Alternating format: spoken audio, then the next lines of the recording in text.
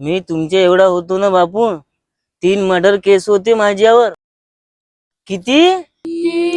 बापरे बाप. वर्गामध्ये मास्तर मला विचारल्याशिवाय वर्गात येत नव्हता.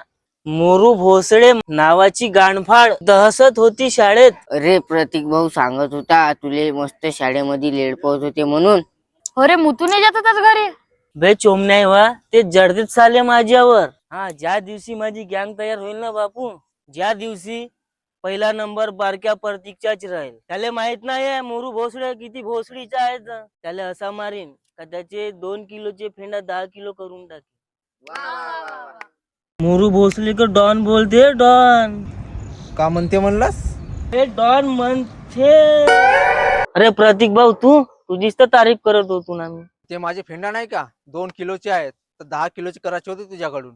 ऐकलंस का रे भाऊ तू? नाही, माझे कान भोकणे आहेत, मला कुठे ऐकू येते माझं. किती किलोची म्हणे? 10